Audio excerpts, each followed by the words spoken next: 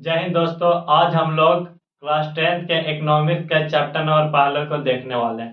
Chapter का नाम रहने वाला है अर्थव्यवस्था एवं उसके विकास का इतिहास। तो आइए आज हम लोग चैप्टर को देखते हैं। तो सबसे पहले हम लोग समझते हैं कि अर्थव्यवस्था क्या है। अर्थव्यवस्था, लेकिन अर्थव्यवस्था से पहले हम लोग को जानना होगा कि अर्थशास्त्र किसे कहते हैं, क्योंकि यह इकोनॉमिक्स का चैप्टर है। तो सबसे पहले हम लोग इकोनॉमिक्स अर्थात अर्थशास्त्र समझते हैं। अर्थशास्त्र, अर्थशास्त्र क्या, अर्थशास्त्र समझते हैं। अर्थशास्त्र का सिंपल एक फॉर्मूला अगर बताए जो सीधा एक बात है कि कम पूंजी में अधिक उत्पादन प्राप्त करना अर्थशास्त्र कहलाता है। कम पूंजी में है जो अधिक उत्पादन क्या कहलाता है, तो यह अर्थशास्त्र कहलाता है। कम पूंजी में अधिक उत्पादन अर्थशास्त्र कहलाता है। अर्थात अगर कोई व्यक्ति 5 रुपए की पूंजी इन्वेस्ट करता है और उससे वह 10 रुपए का उत्पादन प्राप्त कर लेता है, तो वह क्या कहलाता है, अर्थशास्त्र। यानी कि ऐसा मत कीजिए कि अब 10 रुपए लाकर 5 रुपए का उत्पादन किया तो वह अर्थशास्त्र नहीं कहलाता है, क्योंकि इसमें इसका अर्थ होता है कि कम पूंजी में अधिक उत्पादन प्राप्त करना है जो अर्थशास्त्र कहलाता है। अर्थशास्त्र का जनक है जो कहा जाता है एडम स्मिथ को। एडम स्मिथ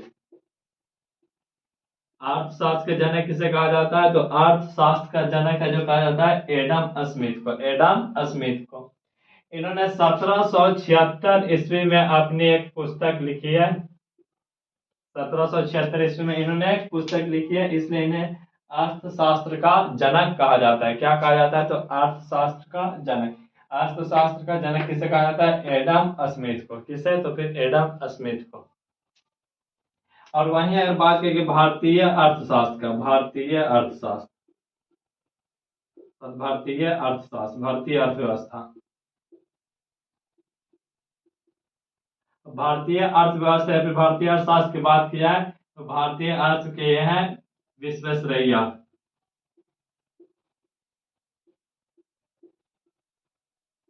भारतीय अर्थव्यवस्था के पिता या फिर भारतीय अर्थशास्त्र के पिता किन्हें कहा जाता है, तो यह भारतीय अर्थव्यवस्था के पिता जो विश्वेश्वरैया को कहा जाता है। वहीं अगर डायरेक्टली अर्थव्यवस्था की बात की जाए कि अर्थव्यवस्था के जनक किसे कहा जाता है, तो किन्हें कहा जाता है, एडम स्मिथ को। एडम स्मिथ को।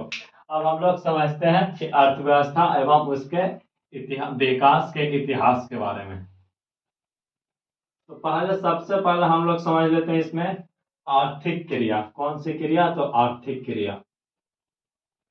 आर्थिक क्रिया, आर्थिक क्रिया क्या है। आर्थिक क्रिया सबसे पहले हम लोग समझ, तो आर्थिक क्रिया उससे कहते हैं कि जिससे हमें आय की प्राप्त होती है। जिससे हमें किसकी प्राप्ति होती है, तो आय की। अर्थात वे सभी क्रियाएं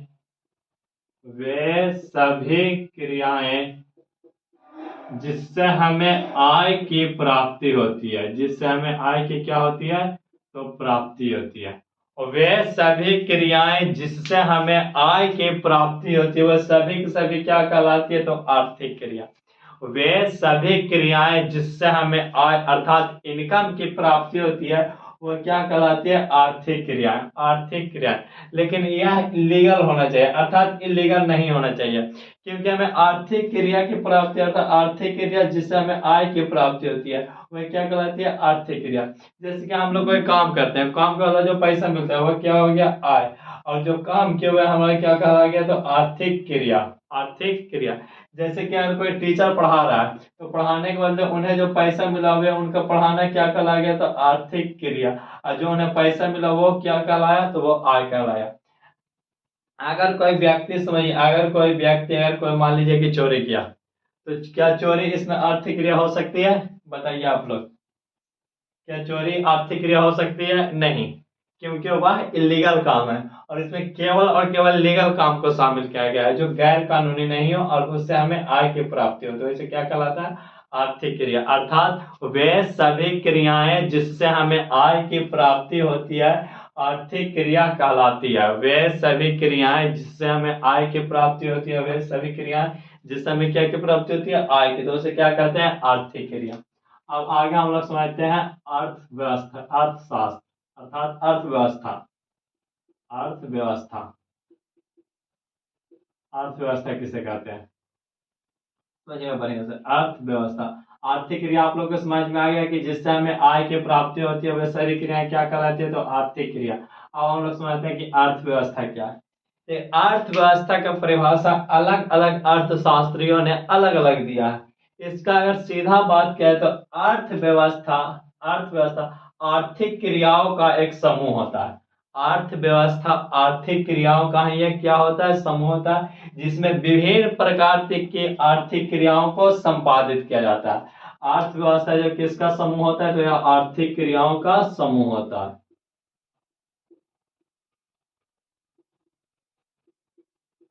आर्थिक क्रियाओं का क्या होता है, तो समूह होता है, जिसमें विभिन्न प्रकार की आर्थिक क्रियाओं को संपादित किए जाते हैं।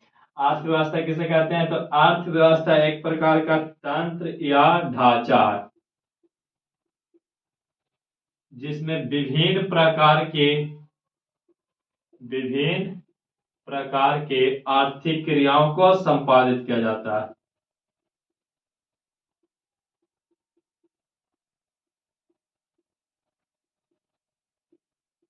ध्यान दीजिएगा, अर्थव्यवस्था क्या है, तो अर्थात आर्थिक क्रिया का जितना भी आर्थिक क्रिया है उसको अगर एक साथ मिला देंगे तो वही क्या बन जाएगा, हमारा अर्थव्यवस्था। क्या बन जाएगा, तो अर्थव्यवस्था।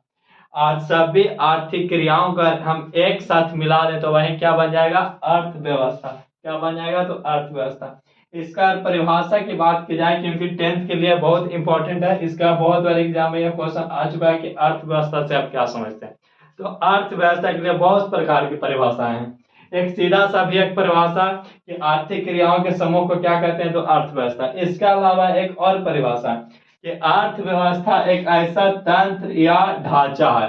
अर्थव्यवस्था एक ऐसा तंत्र या ढांचा जिसके अंतर्गत अर्थव्यवस्था एक ऐसा तंत्र या ढांचा है जिसके अंतर्गत विभिन्न प्रकार की, कौन प्रकार की, तो विभिन्न प्रकार की आर्थिक क्रियाएं संपादित किए जाते हैं। अर्थव्यवस्था एक ऐसा तंत्र या क्या है, तो ढांचा है जिसके अंतर्गत एक प्रकार के नहीं विभिन्न प्रकार की आर्थिक क्रियाएं संपादित किए जाते हैं, वही क्या कहलाता है, तो अर्थव्यवस्था। जैसे हम लोग देखते हैं, जब बात की जाए शिक्षा, शिक्षा, परिवहन, चिकित्सक, चिकित्सा, बैंकिंग बीमा, बैंकिंग बीमा, इन सबसे हमें आय की प्राप्ति होती है और आय की प्राप्ति होती है। और अर्थात जितने आर्थिक क्रिया है सब क्या है, तो आर्थिक क्रिया। और आर्थिक क्रिया के समूह क्या कहलाता है, अर्थव्यवस्था। तो अर्थव्यवस्था के एग्जाम्पल क्या हो जाएगा, शिक्षा, परिवहन, चिकित्सा, बैंकिंग इत्यादि। वहीं अगर आर्थिक क्रिया के भी एग्जाम्पल की बात किया तो ये सब हो सकता है, क्योंकि आर्थिक क्रिया के समूह ही क्या कहलाता है, तो अर्थव्यवस्था। इसका एक परिभाषा है जो शॉर्टकट में बोला है, तो आर्थिक क्रिया का समूह ही क्या कहलाता है, अर्थव्यवस्था। सिंपल परिभाषा एक छोटा सा है कि आर्थिक क्रियाओं के समूह को अर्थव्यवस्था कहते हैं। वहीं अगर इसको थोड़ा लॉन्ग में थोड़ा बढ़िया से लिखे सजाओ जाकर तो इसका परिभाषा क्या हो जाएगा कि अर्थव्यवस्था एक ऐसा तंत्र या क्या है, ढांचा। अर्थव्यवस्था के एक तंत्र या ढांचा जिसके अंतर्गत विभिन्न प्रकार की, कौन प्रकार की, तो विभिन्न प्रकार की आर्थिक क्रियाएं, कौन सी क्रियाएं, तो आर्थिक क्रियाएं क्या किए जाते हैं भाई, तो इसमें संपादित किए जाते हैं। क्या किए जाते हैं, तो संपादित किए जाते हैं, उसे क्या कहते हैं, अर्थव्यवस्था। जैसे शिक्षा, परिवहन, चिकित्सा, बैंकिंग में सब हो जाएगा। आई होप आप लोग को यह समझ में आए कि अर्थव्यवस्था एक ऐसा तंत्र या ढांचा है जिसके अंतर्गत विभिन्न प्रकार की आर्थिक क्रियाओं को संपादित किए जाते हैं। आइए अब हम लोग आगे देखते हैं।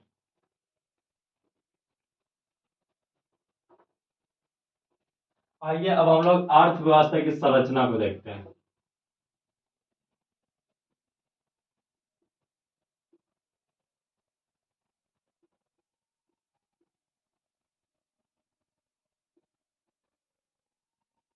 Structures of economy, structure of economy अर्थात अर्थव्यवस्था की संरचना, यानी अर्थव्यवस्था का बनावट कैसा है। जो तो अर्थव्यवस्था की संरचना का अर्थ होता है कि विभिन्न उत्पादन क्षेत्रों में उसके विभाजन से, समझिएगा इसको। अर्थव्यवस्था, अर्थव्यवस्था की संरचना का मतलब, अर्थव्यवस्था की संरचना का मतलब विभिन्न उत्पादन क्षेत्रों में, विभिन्न उत्पादन क्षेत्रों में उसके विभाजन से है, उसके विभाजन से है, समझिएगा कि अर्थव्यवस्था की संरचना से क्या मतलब है। तो अर्थव्यवस्था की संरचना का मतलब विभिन्न उत्पादन क्षेत्रों में, अर्थात जितने भी उत्पादन होते हैं उसका कैटेगरी सबका अलग अलग होता है, और उसी कैटेगरी को हम अलग अलग भागों में बांट देंगे तो वही क्या कहलाएगा, अर्थव्यवस्था की संरचना। अर्थात अर्थव्यवस्था की संरचना का मतलब विभिन्न उत्पादन क्षेत्रों में उसके विभाजन से है। अर्थव्यवस्था की संरचना का मतलब विभिन्न उत्पादन क्षेत्रों में इसके विभाजन से, इससे है जो 3 भागों में बांटा गया।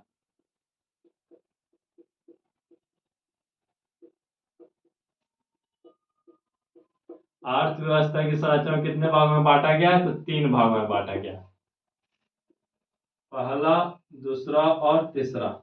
पहला को बोलते हैं प्राथमिक क्षेत्र, प्राथमिक क्षेत्र, और दूसरा को बोलते हैं द्वितीयक क्षेत्र, द्वितीयक क्षेत्र, और तीसरा को बोलते हैं तृतीयक क्षेत्र, तृतीयक क्षेत्र। अर्थव्यवस्था की संरचना है जो कितने भागों में बांटा गया, तो अर्थव्यवस्था की संरचना को है जो 3 भागों में बांटा गया। पहला को इसमें बोलते हैं प्राथमिक क्षेत्र, कौन सा क्षेत्र, तो प्राथमिक क्षेत्र।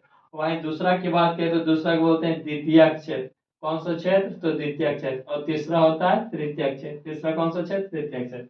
अब हम लोग सबसे पहले प्राथमिक क्षेत्र को समझते हैं। तो प्राथमिक क्षेत्र को कहा जाता है कृषि क्षेत्र, प्राथमिक क्षेत्र को क्या सा क्षेत्र कहा जाता है, तो इसे कहा जाता है कृषि क्षेत्र। प्राथमिक क्षेत्र को है जो कृषि क्षेत्र भी कहा जाता है, प्राथमिक क्षेत्र को कृषि क्षेत्र भी कहा जाता है। आप लोग लिखते चलेगा प्राथमिक क्षेत्र में कि प्राथमिक क्षेत्र को कृषि क्षेत्र भी कहा जाता है। प्राथमिक क्षेत्र को क्या कहा जाता है, तो कृषि क्षेत्र, प्राथमिक क्षेत्र को कृषि क्षेत्र भी कहा जाता है। और यह सीधा प्राकृतिक से जुड़ा होता है, किससे जुड़ा होता है, तो प्राकृतिक से जुड़ा होता है। या किससे जुड़ा होता है, तो डायरेक्टली प्राकृतिक से जुड़ा होता है। प्राथमिक क्षेत्र में क्या लिखे है, तो प्राथमिक क्षेत्र का जो कृषि क्षेत्र भी कहा जाता है, प्राथमिक क्षेत्र को कृषि क्षेत्र भी कहा जाता है। और यह डायरेक्टली अर्थात और यह सीधा प्राकृतिक से जुड़ा होता है, और यह सीधा प्राकृतिक से जुड़ा होता है। अब इसके अंतर्गत कौन कौन से आएंगे एग्जाम्पल, तो समझिएगा बढ़िया से, एग्जाम्पल देखिएगा। एग्जाम्पल करके किसे कौन सा क्षेत्र कहा जाता है, तो कृषि क्षेत्र, अर्थात जो कृषि से ले, जैसे में खेती, खेती करना कौन सा क्षेत्र हो जाएगा, तो यह कहलाएगा प्राथमिक क्षेत्र। वहीं पशुपालन, पशुपालन ये भी कौन सा क्षेत्र में जाएगा, तो प्राथमिक क्षेत्र में। मुर्गी पालन, मुर्गी पालन ये भी कौन सा क्षेत्र है, तो प्राथमिक क्षेत्र। इसके अलावा मत्स्य पालन, मत्स्य को बोला जाता है मछली, अर्थात मछली पालन ये भी कौन सा क्षेत्र में जाएगा, तो प्राथमिक क्षेत्र में। अर्थात जो कृषि क्षेत्र के अंतर्गत आता है उसी को क्या हम लोग कहते हैं, प्राथमिक क्षेत्र, प्राइमरी सेक्टर, प्राइमरी सेक्टर, प्राथमिक क्षेत्र। तो प्राथमिक क्षेत्र को कृषि क्षेत्र भी कहा जाता है, और यह सीधा प्राकृतिक से जुड़ा होता है, और यह सीधा किससे जुड़ा होता है, तो प्राकृतिक से। इसके एग्जाम्पल इसमें खेती करना, पशुपालन, मुर्गी पालन, मत्स्य पालन इत्यादि हो सकते होते हैं। अब हम लोग समझते हैं द्वितीयक क्षेत्र, कौन सा क्षेत्र, तो द्वितीयक क्षेत्र। द्वितीयक क्षेत्र को हम लोग उद्योग क्षेत्र या औद्योगिक क्षेत्र बोलते हैं, उद्योग क्षेत्र या औद्योगिक क्षेत्र भी कहते हैं, उद्योग क्षेत्र या औद्योगिक क्षेत्र भी कहते हैं। द्वितीयक क्षेत्र को हम लोग कौन सा क्षेत्र कहते हैं, तो उद्योग क्षेत्र या औद्योगिक क्षेत्र भी कहते हैं। द्वितीयक क्षेत्र को हम लोग उद्योग क्षेत्र या औद्योगिक क्षेत्र भी कहते हैं। अर्थात यह है जो द्वितीय क्षेत्र प्राथमिक क्षेत्र पर डिपेंड करता है। किस पर निर्भर करता है? तो प्राथमिक क्षेत्र पर। क्योंकि जब तक प्राथमिक क्षेत्र में कोई काम नहीं होगा तो वह सेकेंडरी में नहीं आएगा। तो समझते हैं पहले कि इसे क्या कहते हैं? तो द्वितीय क्षेत्र को उद्योग या औद्योगिक क्षेत्र भी कहा जाता है। इसके अंतर्गत आएगा, इसमें ध्यान दीजिएगा, आटा चक्की हो गया,